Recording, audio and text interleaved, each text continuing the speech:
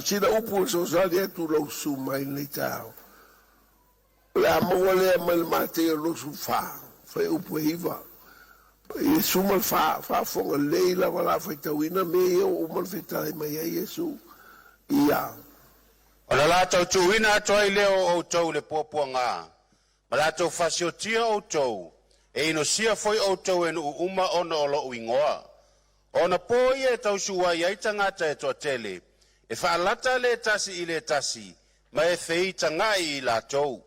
E te tū mai foi perfeta pepelo e toa tele. La tau te fase se foi tangata e toa tele. E ma lili foi le alofo le toa tele o tangata. Ona ua tupu tele o le ami o le anga. A o le TUMAU se yo le ngata anga e fao la ina lea e tala ina atu foi le nei tala le leo le malo le nu o le atu lau umba e fai ma moli maui nu umba o na o mai ai leo le ngata anga e le se me la atu ai sparo ta samo to afreto so fo ma le ve singa le tele mo me ai lo ai e te tauna e loa le whaasolonga o le porkala mea le atua. Ano le te iei le atua, amene. Ma le iaralo sau le lotu, e le watu e porkala mea le atua te mamala mai mele mo tupu tatu lalangi. O le lua le te salonia, alo mta upu e lua, fai upu e tasi o le tonu fai tau. O le nei, ma tau te ai o yatu ya te outou, le au soe. I le mata upu i le fio mai o lo tatu o li o Yesu ke riso. Malo lato fa apoto ina ya te ia. Ina ne i vave lulu ina o tau loto. Pe fa atu vale ina i se anganga, po se upu, po se tusi, pe se ina ya i mātou. Pe se i ua o maile aso ke riso. Awa ne i fa se tasi ya te outou i se tonga fiti e tasi. Awa e le o maile na aso, se ia mua i ona tau nu o le te ese, ma ia fa alia mai o le tangata o le angasala, o le tangata lea o le malaia. Lua ti mo te on tau pulo fa mo me lua. Pei tau, ia. A o lo tau tino mai e le anganga. E o ese nisi le whaatua tua i tau sanga amuli. La tau te whaalongo i anganga e wha se ma mata upo te moni. O na ole pepelo tangata tala pepelo. O e wa whaamuina o la tau lava loto fo te ifo i le ua mea asa. E mana ialo sau le lotu. Sei tō matawina lau sunga malo ainga. Me ia lao i e tatu langi. Wa e le ai se si pea le upua Samoa o le tia veo le velo le maninoa. O le pulufana le maarofia. O le lupe tu le pola ke le no poa kua ngā lupe whapea o masau ku le pola. Whapea tina ngalo le atua. E le se se mwhaina i tāwhia. Po kalame fai lesa wa le atua. E le ai se se tāwhia. O tau mai ai a tau e Perry Smith, i le iwa suru, iwa tolu, iwa wha, iwa lima. Sa wai Perry, a o so i fua le a ona. No whai le a Perry ina wa whapena foi o na o tangata whesiri i tatou taitai. Po e sa o tala al paparangi leo o sa ula unga numal whale maro. Sa tali e ai taitai al maro, wha mai. Se be pero ka maro privatization, corporatization. Sa tau o mai Barry Temina. La privatization uma company al malo, a fa tau al malo. A be private. E te o al malo se be. Fai le tau le mole tau fonga competition. E le te tonu malo ia. E mua mai e whatau e telefoni. Whatau, ta vale whatau mo awala mo meo wafu. Waku leia Barry, resi aso. E pesao e ia mea ke sa ue ke o mako mamao koe mako. Mai Barry e le koe suia. E se pokalame manga o e saku. A o New Zealand lai whai ma whakaika inga. O lai test unga me New Zealand. Ai muni mai e Samoa. Ai mua test in New Zealand me uma. New Zealand is a testing ground. O kala lea Barry. Mai leo Barry e kia. Whakuoleala e chance o Samoa. Ingai mewa e sa ua mai ai. Lea le chance o Samoa, fa mai lea isi chance. Nothing. Pa ua le chance o ka ua ku iake oe. Pa ua le au sosang iake oe. Ka mo fai ka e ko malo i tilei o Samoa i kukou. Awa ngai bawe i kukou. Tilei. Sa o le kala ko inga wale o walo ko inga o whabenga hao. Fasala o mai, your flight is delayed. Fa mai no ko inga lang whanga. O mai ngā o ka ko whamawai anga o la whamai makia ka kulei wa. Ko pēr mako wa, o mako kulei wako wa. E ele o kulei o delay. Paunga ka ko chance. Ale o ka umame o wala ka nga whaari e ka maro le cashless society. Uma whaari e bari. Uma foi nga ka ua mai a kia uruma le maro nga wa uma esemale states. Mai kama off the record le lau whaku iau e. Aku e sa ngoi ala sunga. Mai e pomu ngei e. Mua pomu e New York. Mua e wha longo kolo New York ua pā mai. Ngai lora ia lea. Mea e o manka penga e. E lea u terrorist. E mua attack New York. Fai lora ko a ingale o Amerika. O esema Amerika. O mai ngofo ingei. E se fea ko i kaka ngofo ingei. Ngunge. Lora ngofo o Amerika. Maliu pari le luafe. Luafe suka si e paku le pomu. Luafe makasi e pa le pomu. E maliu le 1900. Le se al kala siu. O mea uma e kaloa mai e pari. Le uka ngu. Ale wa privatize ka ko company. Ale wa whakau. O whera o yere le sa o ngā mea. Sa uma. Ngā pawan me lea a whai o whakau. O lea, mo mga kusina o kalunga kuia o e ke mamarama le me e kalunga kuia. A whai wa sa o yera o ngā lea kua. O whai langi langa whorau. Ma sau ia kia o ngei le kasi iwa i se lau. Wha mai le a kia. Wha mai le fo mai e le kaunga koe aru o whiarua. A o whai le fo mai. Mwani e loko. O la waru pea. O le kei mea pea lo whak. Ia, o ngā kai whai o ngā ngai.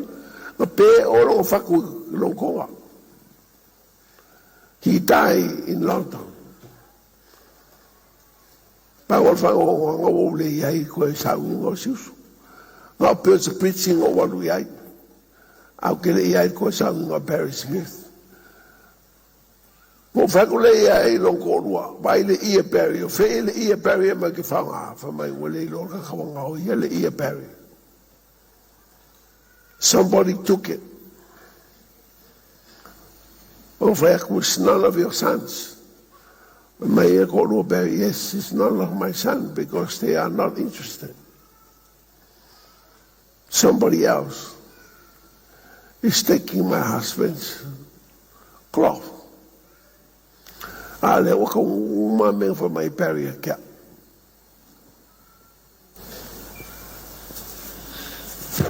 Le whanga wale kua. E le se le tua. E eke me se ai Barry. Ai le se le upo le kua. Le waka uma men for my sikma o ngā le kua. O lua fe su lima e ka ke e le cashless society. Lua fe lua lima. Lua tupulu. Lufu lima. Le uwhatsa lau mai. O le kausanga e olo iai. Le koe whanga cash. O inga la whanga ka kore cryptocurrency. Ia e ka mwhai e mamalama i mea ia. Suinga le sau nge le sirima kausanga. Ngā le suinga mea ia la sau le sirima kausanga. A makaku ngei. O le sirima kausanga. All different changes. O la sui la o address, sui o a wako kusinga ingoa. Le fo ai mama lima sukara.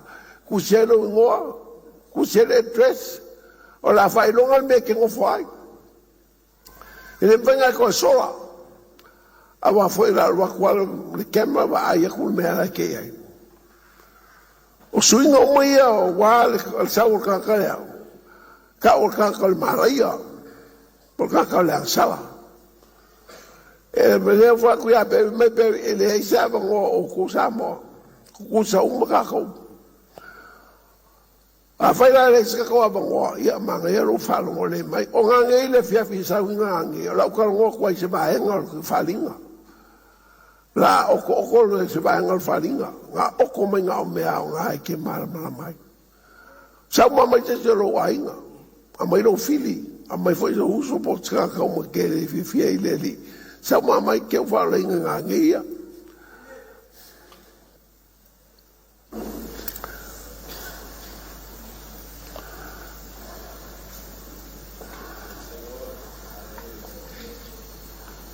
O whaia le kō tika unga kusa umai ale ka ko uma la ngā mea kong.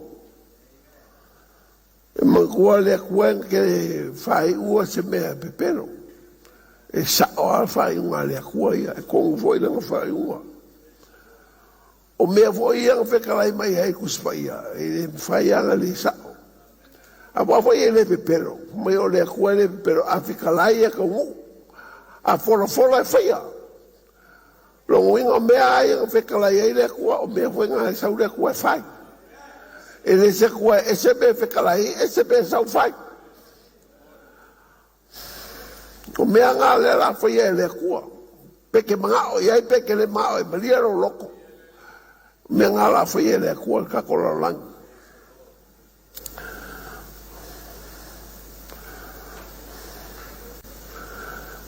O por kalame le kua le la iai, o le o ka ke e le ongo whai upe varu.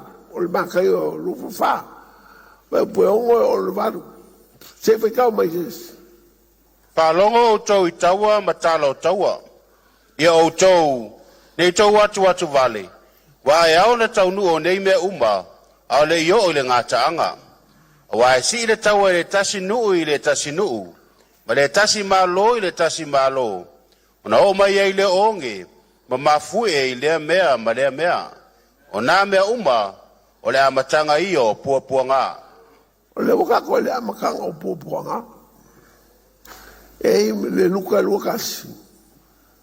Whai upo lua kasi ngai ai, le luka kasi.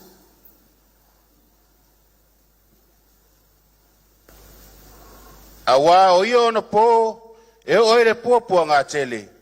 E le aiso na tusa talu le amatanga o le lalolangi. A wā o lava I nei o na pō, e le to e whapea fo'i a muli. E le se whamai pe, le whamai ua o mai lalolangi. E le irope ko tau se whamai pe le ai. A le o sau le vanga longa lua le whamai nge, usidia kula marosi le o sau. O le amakanga le o por kalame a le li. So e lora I le sufa, le iwa sufa, whai kau ma le iwa sufa. Por kalame la ngā rera so ngei, whai kau ma le iwa sufa. O na lātou tuuina atu ai leo o tau le pua ngā, ma lātou whasi o tia o tau, e ino sia foi o tau e nu uma ona o lo ingoa. O na po ia e tau suai ai tangata e toa tele, e whaalata le tasi, ma feita ngai I lātou. E tutu mai foi perfeta pepelo e toa tele, lātou te whase se foi tangata e toa tele. E maa lili foi le alofa le toa tele o tangata, o na ua tupu tele o le ami o le anga. A o le TUMAU se o le ngata anga, wha o la ina lea. O le temi sila lea nga whinge tā mō tātou le la o iai. E lea o whamai. E lea o whamai le temi sila nga whinge tā. Ai o ti whamai te whatua I Jesu le temi e sawai e watura na karesia.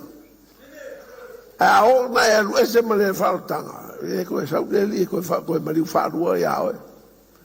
E koe mōse a wango wharua. O temi whinkaange I o le whaalaka I resi. Mulai mai perfeka pepelo o whapenga whaseo e.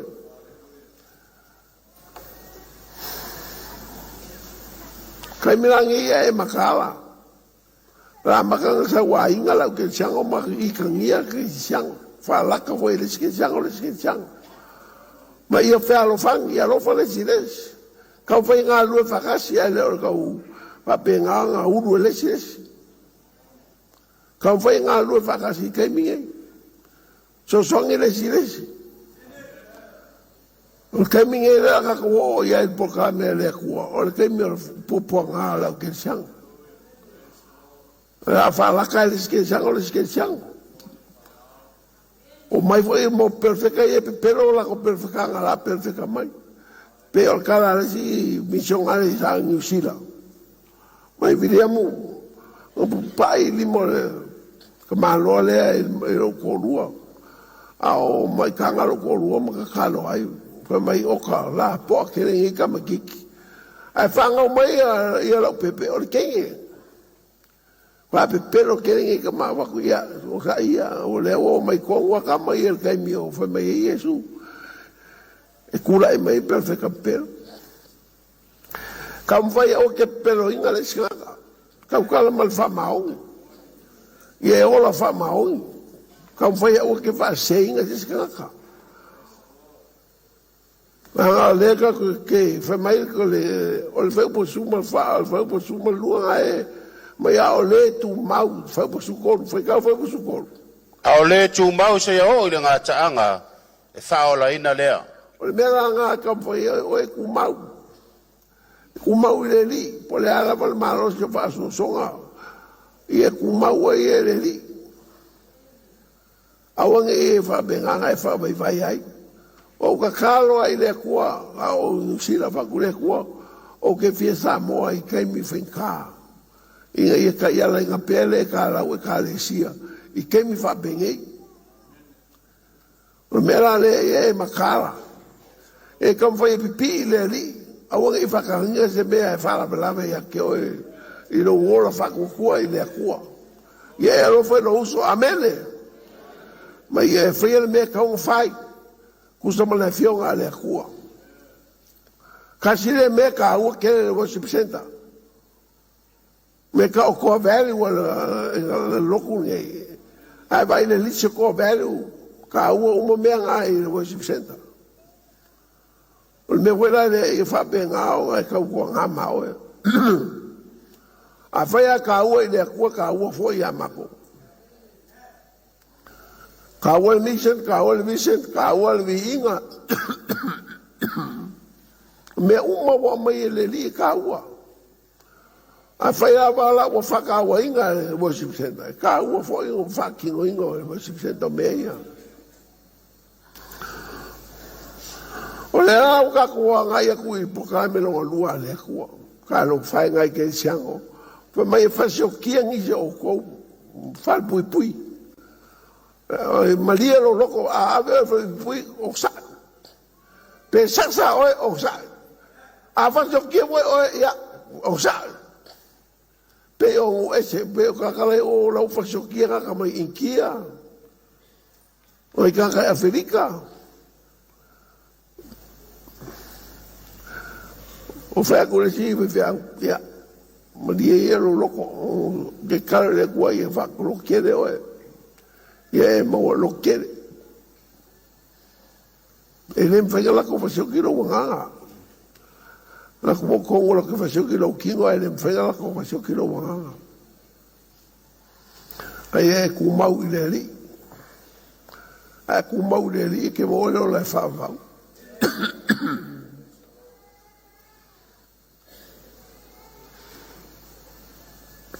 Au te TUMAU ma PIPI'I mau usu au te TUMAU sa talita uma fa TUMAU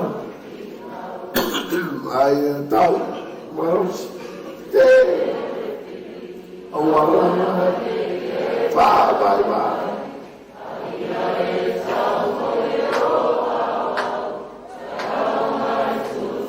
ai tau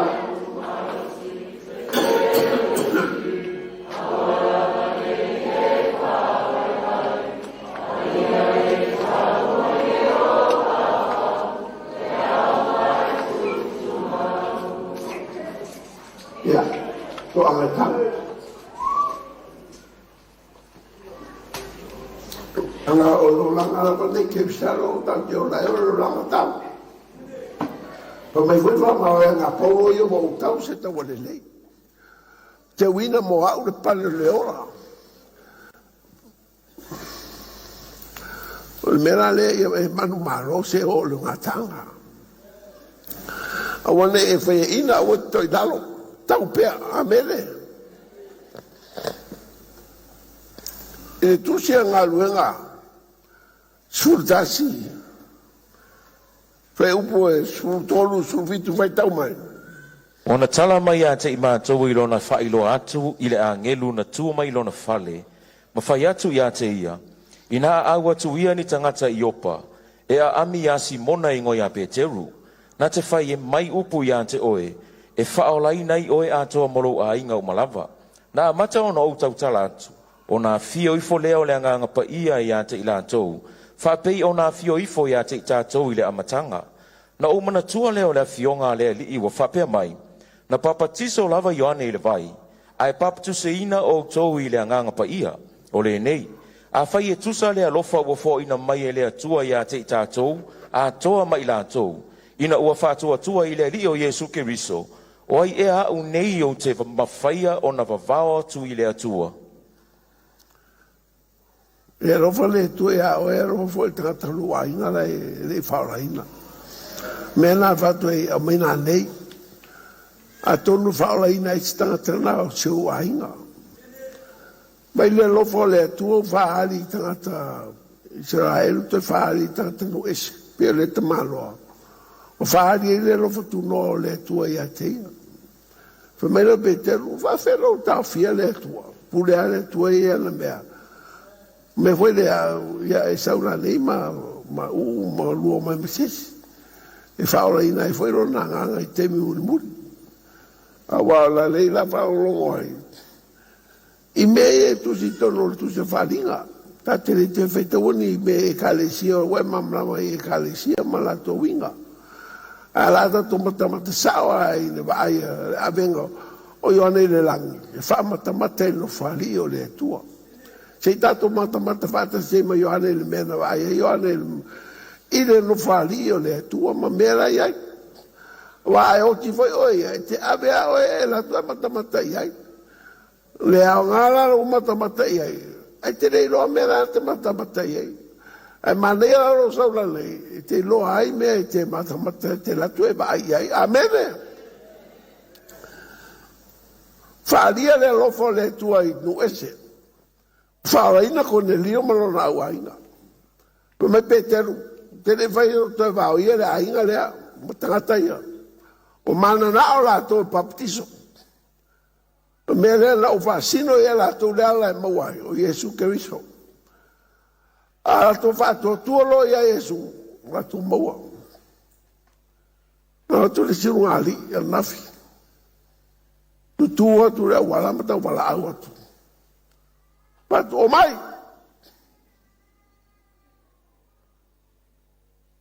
the touch la vino fai vi po luogo mai de ai. A qua che le fa ficao. Ma questa uoia la sua, mai so ko le ma. Ki ngale ulu ki ngal kwa ki ngame uma. Ma quale ki nga che lo le fai po avere che es camaro. Aquilo ngofo fa boruri ya fa benga. Aku ya o malabinga el poco kalkal wala uaya kalkal ku pa ka kai kal ka uai. A uma o mele fa kalo. Ko lu mai ko fa uma lu kalo pa uma lu fa be por leo lu.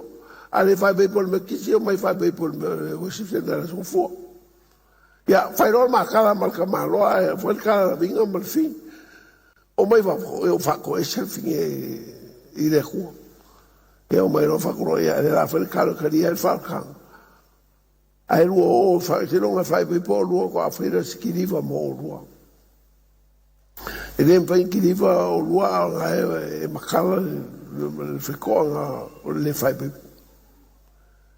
poi lo caro falcão o fia su ali o fa finge e le caucala a luo caucala cala fine fia o mo se ko lua fa yo me si ka o la fi o le ko la suni ngai sa o la fi o ki apolo le o la fi o le ko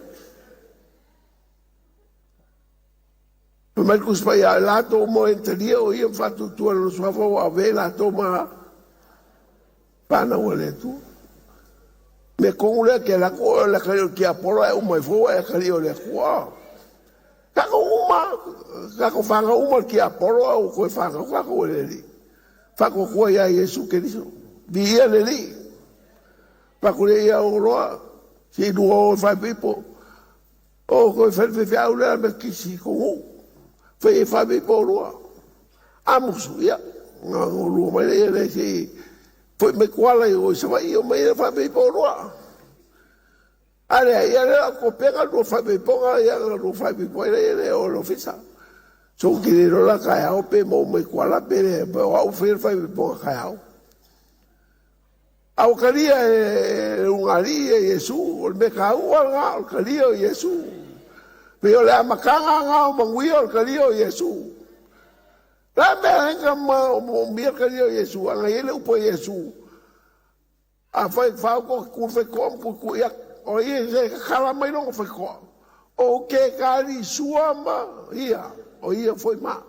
o ka suanga nga fa ngai o Yesu i mele le uma o longa malo e o lava koko Yesu e vaku ya ke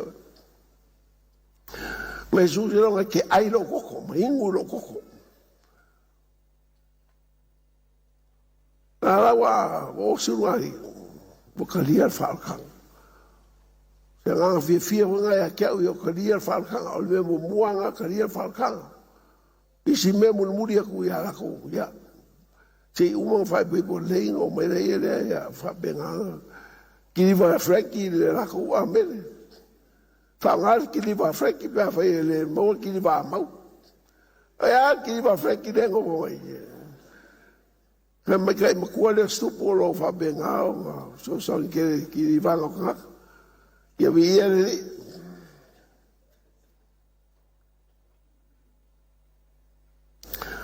awang em sianga ngai le vai fa longo po kalame o le perfein nan me mo mua po nga mai le o le baru mo mua nga so le iba su fa o so le iba su lua o que ese vai fa po con me ka mo fa po con lua con nito lo fa nga tu puta po lua pe po con awana I fa se tasi a te utou se tonga fiti e tasi. Awai le o maile na aso. Si a moa I ona tau nu o le te ese. Ma ia fa adia mai o le tangata o le angasala. O le tangata le o le malaia. Tau nu te ese fa adi mai le tangata le ha. Fa adi mai tangata le angasala. Tangata le malaia. Longo wingo kiki ako kusa. Ko e hepe lungo mea kei me kasi. Ele upalangi fole le ka o le simultaneously. Lo inga sawa ka malo le. Sawa la boka ka ki chango. Sawa inga la ki chango. Ai sauro ka malo le vakulu ya ronga malo. Ai saura ngai la fa singoa ko kuspai po feme o yai. Kei me sawa ka malo le. Ma sawa nga sawa. Al kei mi foi there. La sau ka malo fa kula malo. Ai sau ma Yesu. Ngai fe po fast food. Fa ka mo fast food fa ka falua. O iona po ia I le vao tangata tolua. E avea le tasi. E tu ua le tasi. E olo fa tasi fa fine tolua I le mea olo ai saito.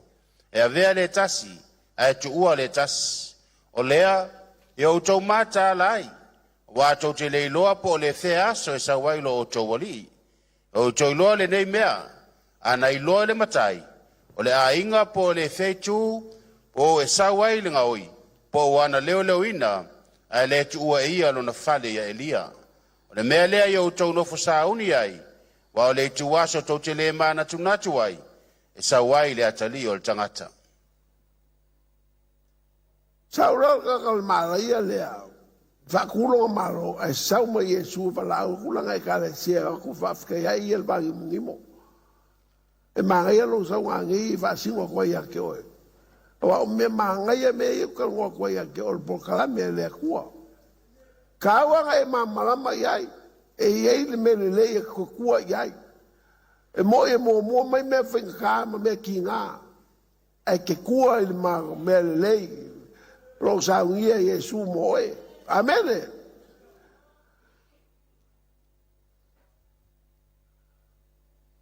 Saura Yesu e makulanga i kare siel vangi mungimo. O ngā ore Yesu maawe le langi mangofo e ngā le kare siel e koe a maia. Ia la koe a mai wa kumula lo ngei mo wha mai mo meo.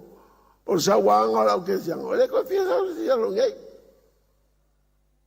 Lo ngei anga lau ki a poro lau ke mongi whiwa iai. Whaikari ai lako malako la lang. Ai lei o se koe fia sau la lang i keiminga. Whiwa i ale au la langi ai la langi makaka la langi au. Amen whanga wale kua ia amen. Whainis ka kau wano. Pea e aru, e ka moe ke aru. Ke ue me mai kau ai ke le aru.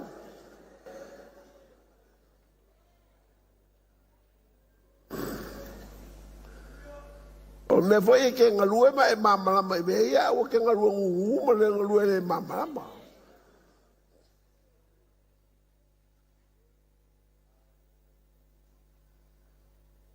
Yang ka kia la langia. Whaikari ai ka maro le sau. Whaikari ai ka la langi whai malako. Au e ka le langi le o ka le langi. Mai anu o e le langi whakari mai ai. Se me mangai a laro ko sau mai Yesu e whawhiao mai Yesu o e al kupu.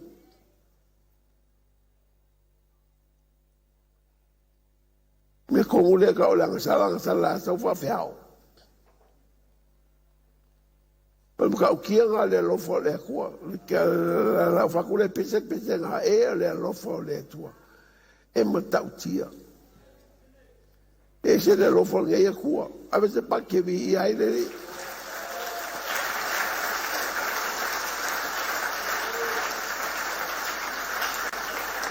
E mai le hoi se mea la wha o mi kwele upo le kua ngi kai au me siri wa e mamalama ngai mea a makai a. Ai mamalama e a ngofo mau le li e le e sau me bawa la langi. Ia e ola mo le li a mele. Ma ia e pipi mau i le li. Fa mai e su au le tu mau se o le. E wha ora ina o ia. Ia e kam whai ke ku mau whai lau ka karo ma o anga pongi nga wa ai lava. O le se anga pongi nga le maka pongi nga ai lava mai anga pongi. Ka karo i le li so ni mai. Ia wha pengaka ka wola fingalo le kua aua ke i wha seinga o singaka. A whai wa se salamo. Ma venga salamo mai wha mauraro ko maura wa mangoa. Ai e wha ko ese i le kua, wha mauraro i le kua. Wha ko ese i le kakanga e wa se i ai. Amele. O ngā e mangui ai lo o langa. Po ka kalo ai le kua ia mo so malo siki ka ko whakasi e keimi ngei, keimi whenkangi la ko i ai. Wha benganga e mo mia wha longo le fionga le kua. Wanga paure me ka ia ringa ka ko le fionga le kua. E le ka iala o e mau se upo skaka. Ka iala le fionga le kua. E le o whaikau aku le fionga le kua ka ia ringa o e.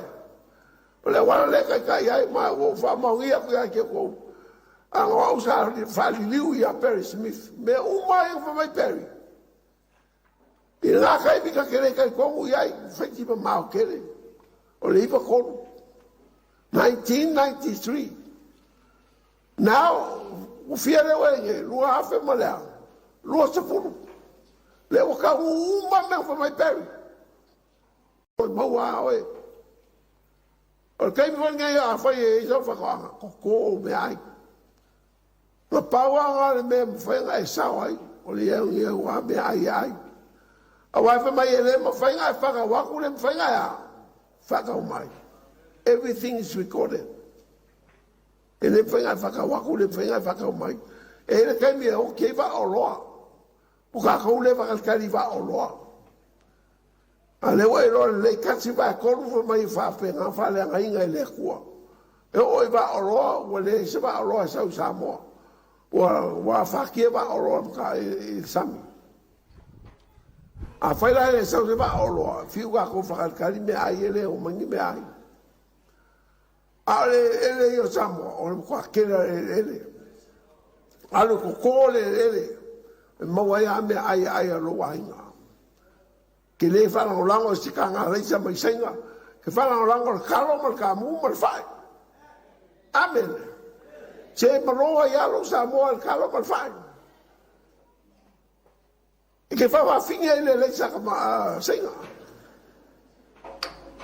ma ya si ya mai le sa wa le ai le ka lo sheki al ka lo steroid natural steroid nga sa mo la po ya ma so ya sa mo il ka lo ya le faina pa wala me fa ka wa ya o ya lu el fo wa ya wala fo nga la u ngi ka so fo yesu amen